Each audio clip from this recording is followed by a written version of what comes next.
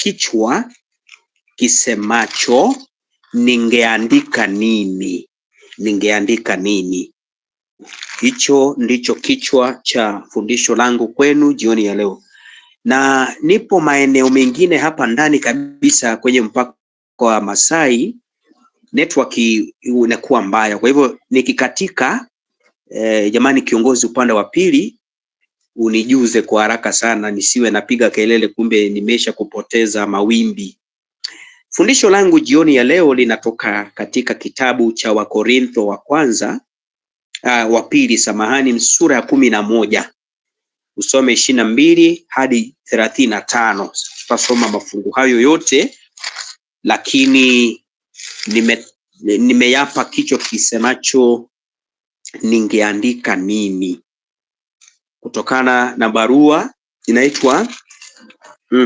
inaitwa waraka wa mtume Paulo wa kanisa la Wakorintho, waraka wa pili sura ya 11 mstari 22, soma hadi 35. Sasa mimi nitasoma mafungu machache pale. Sura hiyo 11 mstari wa 4 inasema, maana yeye ajaye akihubiri Yesu mwingine ambaye sisi hatukumhubiri, au mkipokea roho nyingine msioipokea, au injili nyingine msioikubali, mnatenda vema kuvumilia. 6, lakini nijapokuwa mimi ni mtu asiyejua kunena, hii si hali yangu katika elimu, ila katika kila neno tumedhihirishwa kwenu. Mimi Paulo anasema, niruke pale niende 20 na ngapi ile 23. Wao ni wahudumu wa Kristo, mimi ni zaidi, anasema Paulo. Katika taabu kuzidi sana, katika vifungo kuzidi sana, katika mapigo kupita kiasi, katika mauti mara nyingi, kwa Wayahudi mara 5, nimepata viboko 40 kasoro 1. 25, mara 3 nalipigwa kwa bakora. Haya, nazidi, mara 1 nalipigwa kwa mawe, mara 3 nalivunjikiwa jahazi baharini, kuchwa kucha nimepata kukaa kilindini. 26, katika kusafiri mara nyingi, hatari za mito, hatari za wanyang'anyi, hatari za taifa langu, hatari kwa mataifa mengine, hatari za mjini, hatari za jangwani, hatari za baharini, hatari za ndugu za uongo. 27, katika taabu na masumbufu, katika kukesha mara nyingi, katika njaa na kiu, katika kufunga mara nyingi, katika baridi na kuwa uchi. Licha ya mambo ya nje yako yanijiayo kila siku, ndiyo maangalizi ya makanisa yote. Sasa sikia 30, ikibidi kujisifu, nitajisifia mambo ya udhaifu wangu. Ndugu zangu, shika hili fungu kuliko hata hayo ambayo nimesoma hapo juu. Nirudie, ikibidi, Paulo anasema ikibidi ajisifu, anasema nitajisifia mambo ya udhaifu wangu, sio nguvu zangu, udhaifu wangu. Mungu Baba wa Bwana Yesu aliye mtukufu hata milele anajua ya kuwa sisemi uongo. Hata 12 mstari wa 7 sasa ndo ya mwisho, anasema na makusudi nisijipate kujivuna kupita kiasi, kwa wingi wa mafunuo hayo nalipewa mwiba katika mwili, mjumbe wa shetani, ili anipige nisije nikajivuna kupita kiasi. Kwa ajili ya kitu hicho nalimsihi Mungu mara ngapi? 3, kwamba kinitoke. Naye Mungu akaniambia, Paulo, neema yangu ya kutosha, maana uweza wangu hutimilika katika udhaifu. Paulo anasema ikibidi nijisifu, nitajisifu kwa udhaifu wangu. Naye anasema mstari 12 mstari wa 9 kwamba Mungu akamwambia, neema yangu ya kutosha, maana uweza wangu hutimilika katika udhaifu. Basi mimi Paulo nitajisifia udhaifu wangu kwa furaha nyingi ya ajabu, ili uweza wa Kristo ambao hudhihirika katika udhaifu ukae juu yangu. Ngoja niachie pale mafungo hayo, nenda mkasome tena zaidi, nenda usome the whole of chapter 11 and the whole of chapter 12. Lakini kichwa changu cha mahubiri sabato ya leo jioni, ndugu zangu mnaonisikiliza, kinasema ningeandika nini? Kanisa na ndugu zangu mnaonisikiliza, ninaposoma maneno ya Paulo mtume, moyo wangu huwa unatetemeka. Moyo wangu unatetemeka kwa sababu watu wanapoongea juu ya ukuu katika ulimwengu huu, watu wanapoongea juu ya ukuu, wanaorodhesha mafanikio, wanaonyesha ushindi, wanasimulia miujiza ya ajabu aliyowatendea Mungu, lakini Paulo anafungua kinywa chake kusema juu ya nguvu na ukuu. Yeye aanze kuzungumzia mafanikio. Paulo hataji ushindi. Paulo hasimulii miujiza aliyotendewa. Anafungua kinywa chake, ndugu zangu, na anaanza kuhesabu mateso. Anaanza kuhesabu mateso. Anasema hivi, nimepigwa. Anajisifia kupigwa. Paulo anasema nimefungwa. Anajifunia kufungwa. Paulo anasema nimekataliwa. Anajivunia kukataliwa. Paulo anaongeza, anasema nimevunjika. I have been broken. Nimevunjika kimwili na moyo, lakini anajisifia kuvunjika. Ndipo nilipokuwa ninasoma mafungo haya, waraka huo wa pili 11 na 12 sura, ndipo nikaanza kujiuliza, ndugu zangu, leo hii kama ningekuwa naandika, mimi ninaandika leo hii, tuwe tunaandika sura za waraka wa pili wa Wakorintho, nipewe mimi mchungaji, niambiwe andika sura ya 11 ya kitabu cha Wakorintho wa pili. Swali langu ni je, ningeandika nini? Wewe ungeandika nini? Kile ambacho unaita mafanikio katika safari yako ya imani ni kipi? Wewe ungeandika nini katika waraka huo uende kusoma na watu? Ngoja niwaambie ukweli. Mimi labda nitaandika mafanikio. Sioni kama nitaandika makovu. Swali ambao watu wanajiuliza hapa, je, kama Paulo nitaandika makovu ama niwe mwanadamu niandike mafanikio kama vile ulimwengu unavyojua sasa? Kwa sababu ulimwengu sasa unajua kwamba mafanikio ndio ishara ya ushindi. Paulo alikuwa na sifa. Ndugu zangu, nataka umjue Paulo vizuri. Paulo alikuwa ni mtu wa sifa tele tele. Alikuwa na sifa kede kede. Alikuwa na elimu, amesoma kweli kweli. Alikuwa na ufunuo. Hata mwenyewe anasema pale ile 12 ule mstari ambao nimesoma kwamba kwa ajili ya mafunuo mengi aliyopokea. Alikuwa na mafunuo. Lakini aliposhika kalamu, ndugu zangu, kuandika waraka kwa kanisa la Wakorintho, hakutaja hayo. Nataka unisikilize sana ndugu yangu. Hakutaja hayo. Badala yake anaandika hivi, nimechapwa viboko. Badala yake anaandika hivi, nimepata hatari. Badala yake Paulo anaandika nimepitia mateso. Ndugu zangu, ambassadors of peace, kama ni mimi labda ningeandika hivi, nilitumika kwa nguvu. Mungu alinitumia kwa nguvu. Labda mimi kama mtumishi ningeandika nilihubiri watu wakaokoka. Labda kwa majivuno ya ulimwengu mimi ningeandika nilifanya miujiza, wafu walifufuliwa, vipofu wakaona, viwete wakatembea. Lakini ndugu zangu, Paulo yeye anasema kama nitajisifia, ikibidi nijisifu, nitajisifia kwa yaliyonivunja. Juu kama mnanielewa popote mlipo. Paulo anasema nitajisifia kwa mambo yaliyonivunja. Mambo yaliyonivunja ndiyo nitasifia. Alafu najiuliza tena, wewe unayenisikiliza, dada yangu unayenisikiliza, wewe ungeandika nini? Wewe kaka unayenisikiliza hapo uliko, labda ni sebuleni ama umeshaingia bedroom, lakini unafuata ubiri hili. Je, wewe ungeandika nini? Je, swali la pili, wewe unaona utukufu ndani ya mateso? Je, unaona utukufu ndani ya mateso? Waimbaji wenzangu, kizazi hiki hakipendi mateso. Nimenyamaza kidogo ili jambo likazame. Kizazi cha sasa hakipendi mateso. Maana hata katika kuomba kwetu huwa tunaomba hivi, Bwana ondoa shida, Bwana nifungulie, Bwana kaniondoshe. Lakini Paulo yeye anasema hii shida ndiyo ushuhuda wangu. Wewe ukisoma 11 utashangaa mambo ambayo Paulo anaorodhesha kama niyo ushindi wake. Shida tele, anasema mimi Paulo mtumishi wa Mungu, hizi shida zitakuwa ndio ushuhuda wangu. Ndugu zangu, Paulo amechapwa lakini bado anahubiri. Ndugu zangu, Paulo amekataliwa lakini bado anampenda Kristo kwa moyo wake wote. Paulo anasema ameumizwa, sina ndugu, sina taifa lake, sina watu waliokuwa karibu naye, mpaka wengine wakati mwingine waliokuwa nao katika huduma kama Barnabas waliokuwa na yeye katika huduma, wakati mwingine walikosana sana mpaka akachukua mtumishi mwingine wakaondoka na Paulo wakatengana. Anasema ameumizwa moyo na watu hata waliokuwa. Ni mara ngapi umeumizwa moyo na watu uliowadhania kwamba hawa kwa ulimwengu wote nitavunjwa moyo, ila si hawa. Lakini Paulo anasema katika kuumia kwangu bado nitasimama imara.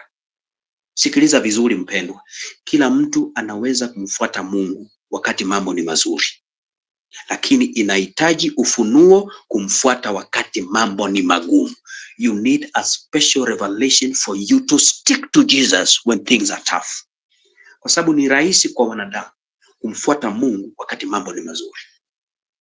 Lakini ndugu zangu, ngoja nikuambie, imani haidhihiriki wakati mambo ni shwari.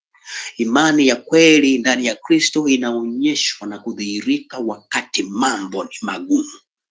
Inahitaji ufunuo wa kipekee kama aliyokuwa nao Paulo, kumfuata wakati mambo ni magumu. Sasa jiulize hivi, wewe ndugu yangu, wewe utaandika maumivu yako ama utayaficha? Ulimwengu wa sasa una watu ambao nyuso zao zimejaa furaha, lakini mioyo yao ina machozi, kwa sababu hatuna nguvu za kuweza kusherehekea machungu yetu kama ushuhuda wa ushindi ulio ndani ya Kristo Yesu. Watu wamechagua leo hii kusmaili mbele ya kamera, nyuma ya kamera wanalia. Mioyo ina watu, dunia imejaa watu waliovunjwa, watu wenye depressioni, watu walio na matatizo ila wanayaficha. Hawataki, maana wanayaonea aibu. Paulo anasema katika safari yangu ya huduma na imani kusumbukia makanisa, sitaficha maumivu yangu, nitayaonyesha mbele ya Wakristo kama ishara ya ushuhuda wa ninayoyapitia ndani ya Kristo Yesu. Maana anasema katika udhaifu wangu huo, maana ulimwengu utaona kama udhaifu. Leo hii ukianza kueleza watu shida ulizo nazo, watakuita mdhaifu. You are a weak person. Strong people hide, that is what they tell us. Watu wenye nguvu wanaficha. You smile for your children, smile for the neighbor. Ndio maana watu wanajua siku hizi, na mmesha kuongea naye dakika 3 zilizopita akiwa anatabasamu, inakuwa hata bumbuazi anasema, jamani, si amenipigia simu tukacheka naye. Kwa nini? Tunaonea aibu mateso, changamoto tunazopitia katika safari ya imani, bila kujua kwamba hiyo ndiyo nguvu, maana udhaifu huo unadhihirisha nguvu za Yesu. Na kushauri mpendwa, udhaifu wako ndiyo ujumbe wako. Your weakness is your message. Udhaifu wako ndiyo ujumbe wako. Paulo aligundua siri kubwa. Aligundua siri kubwa mtumishi kinamna gani? Aligundua hivi: Mungu hatukuzwi tu katika nguvu zako, bali katika yale yaliyotaka kukuangamiza lakini hayakuweza kukuangamiza. Haleluya. Hayakuweza kukuangamiza. Maana anasema hivi, nitajisifia katika mambo yanayoonyesha udhaifu wangu. Huyo ni Paulo anasema, I will glory in things that reveal my weakness. Mambo yanayoonyesha udhaifu wangu nitajisifia. Kwa nini? Sio nguvu zangu. Paulo anasema nitasifia kwa mambo ambayo yanaonyesha nguvu zangu. Hapana, maana hana nguvu. Anasema udhaifu wangu. Ndugu zangu, sikiliza hii pointi, uiandike hapo, hata kwenye wall hapo. Tafuta kikaratasi kaiandike, uiweke kwenye nyumba yako. Ukiingia kila asubuhi uisome. Andika hivi: sio ukamilifu wako, ni kumtegemea Mungu kwako. That matters. Sio ukamilifu wako, ni kumtegemea Mungu. Hicho ndicho cha muhimu. Tena ngoja nikuulize kwa sauti kubwa, ndugu yangu, ukisha kunielewa nazungumzia nini jioni ya leo? Leo hii ukipatiwa kalamu ungeandika nini? Wewe ungeandika nini? Je, utaandika hadithi ya kuonekana imara? so that people can see you as a very strong person? You think that is what Christianity is? To appear and look strong?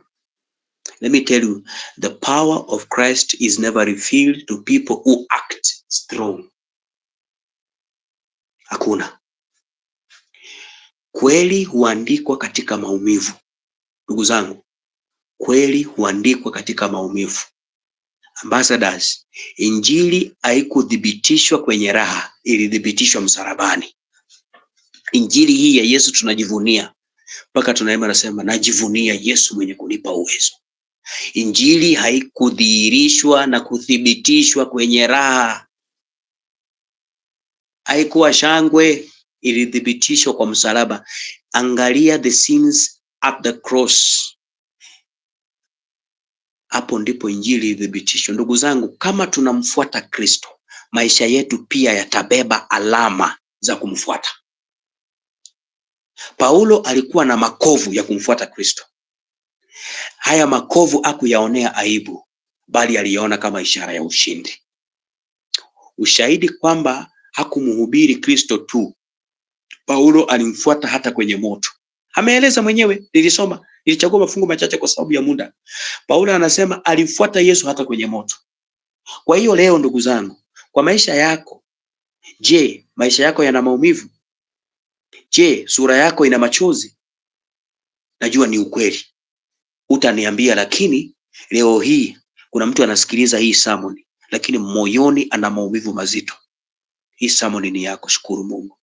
Najua kuna mtu saa hii sura yake inaonekana inapendeza, ina raha na tabasamu, lakini imebeba machozi. Ukimficha mahali kidogo hivi, mfunge mlango, people will vent. Mnazungumza mpaka machozi yapukutike. Ndugu yangu, kama una maumivu moyoni, ndugu yangu, kama una machozi usoni, usione aibu, kwa sababu mbinguni hawaulizi ulikuwa na mafanikio kiasi gani. Hawaulizi, wanauliza, je, ulikuwa mwaminifu? Uaminifu watosha. Kwa hivyo ndugu zangu, jioni ya leo sikutaka niwachukue muda mrefu. Nilitaka tu niwa challenge katika safari yako ya imani. Beba makofu ya safari ya imani kwa ushujaa bila uoga wote. Jisifu kwa mambo uliyopitia mazito ya aibu kwa sababu ya Kristo Yesu, kwa sababu ya kumjua Kristo, kwa sababu ya kumhudumia. Huo sio udhaifu. Because huo udhaifu, ulimwengu unapoita udhaifu, inaitwa nguvu. Kwa sababu anasema katika huo udhaifu ndipo nguvu za Kristo zinadhihirika. Uweza wa Kristo unaonekana katika udhaifu wetu. Mbingu itauliza, je, ulikuwa mwaminifu? Ulikuwa mwaminifu? Nataka nimalize kwa kusema hivi. Leo nataka hapa nilipo nikuulize tena kwa nguvu, ndugu yangu naye nisikiliza. Kama ungepewa kalamu na wino na karatasi, kama maisha yako yangekuwa sura ya ukurasa, kama safari yako ingekuwa maandiko, wewe ungeandika nini? Ndugu zangu, ungeandika raha? Wapendo, je, ungeandika uvumilivu? Je, ungepata nafasi pale uweke mafungu ya kujitukuza na kujisifu? Au ungeonyesha uaminifu kwa Mungu katika matatizo yako, uaminifu wa Mungu katika mateso yako, uaminifu kwa Mungu katika makovu nayo yabeba proudly, as a reminder of what you had to sacrifice for the man that loved you so much. Na jina lake ni Yesu. Wito wangu kwenu jioni ya leo, ndugu zangu, ni kwamba tumkubali Bwana Yesu Kristo. Tumuombe kwa unyenyekevu wa moyo. Ukapige sala jioni ya leo, iwe ni kwa sauti au kwa kisirisiri ndani ya moyo wako. Mwambie Bwana, nifundishe kutokimbia mateso kwa ajili ya Injili. Bwana, nifundishe kutokimbia ninayoyapitia mazito magumu. Some people hapa najua mmekosa, ulipoteza kazi kwa sababu ya uaminifu wako ndani ya Kristo Yesu. Unalionea aibu. Najua kuna watu hapa mulikosa hata rafiki angekuwa mchumba kwa sababu ya alisema you appear to be too Christian. Unalionea aibu, watu watakucheka. Ili sitasema niliacho kwa sababu nilikuwa na utaua. Najua kuna watu hapa mmebeba aibu nyingi, mambo ambayo mlipitia kwa sababu ya Kristo Yesu. Leo hii kuna watu hata wanapotafuta vitu, mtu wa kupatia connections hawakupatii kwa sababu unasimama imara, hata hongo uchukui, wanakuepa, lakini unalionea aibu. Ndugu zangu, beba makovu ya safari ya imani kwa ujasiri, wala usiogope. Fundisha na ujifundishe kutokimbia mateso. Mwambie Kristo, nipe nguvu na nifundishe kutokimbia mateso. Nifundishe kukuona ndani ya kila teso linalotokea. Teach me to see a silver lining kwa kila jambo linalotokea. Mwambie Yesu, nifundishe kutojisifia kwa nguvu zangu, mali zangu, uweza wangu, bali nifundishe kwa kukutegemea wewe. Mungu akufundishe kumtegemea. Na siku hadithi yetu itaandikwa siku moja, ndugu yangu, isije ikaandikwa kwamba tulikuwa na nguvu. Naomba hadithi yako na yangu iandikwe hivi: wewe ulikuwa mwaminifu hadi kufa. Mungu anahitaji waaminifu watakaosimama imara mbele ya mateso, kama Paulo, waseme nilikuomba Bwana ukayaondoe, ukanifundisha kwamba we Paulo huelewi namna ninavyofanya mambo. Maana Paulo aliomba Mungu, niondolee huu mwiba. Mungu akamwambia, nikiondoa mwiba nguvu zangu hutapata, maana uwezo wangu hudhihirika katika udhaifu wako. Nguvu zangu zitakuwa na nguvu juu ya maisha yako ukiwa katika hiyo hali ulio nayo. Usionee makovu yako aibu. Mateso unayopitia kwa ajili ya kumjua Kristo usiaibikie, yawe ni ushuhuda wa nguvu. Kama Paulo anasema, najisifia udhaifu wangu, maana kupitia kwa udhaifu wangu uwezo na nguvu za Yesu zinaonekana, si kwangu tu, bali kwa wale wanaonizunguka na kuniona. Injili ya Paulo ilikuwa na nguvu kwa sababu alikubali kuacha udhaifu wake uonyeshe nguvu za Kristo. Ishi na tamanio la kuonyesha nguvu za Kristo kwa watu kupitia kwa madhaifu na mateso na makovu unayoyapitia, maana litakalo kuokoa liniokoe, lituokoe. Sio nguvu zetu, sio mafanikio yetu. Nguvu zetu ni nzuri, mafanikio ni mazuri, masomo mazuri, elimu nzuri, vitu vyote hivyo Biblia isemi ni vibaya, ila inasema tutakapokuwa tunajisifia hilo, tujisifie uaminifu hadi mwisho. Mbingu haitauliza ulikuwa na mafanikio kiasi gani, itakuuliza swali, je, katika kufanikiwa kwako ulionyesha uaminifu? Mungu awabariki na waombea jioni ya leo. Mimi pamoja nanyi, tutakapokuwa tukilala, jiulize, mimi nikipewa kalamu na karatasi nitaandika nini? Je, nimepitia nini kwa sababu ya kumjua Kristo? Ndio changamoto yangu.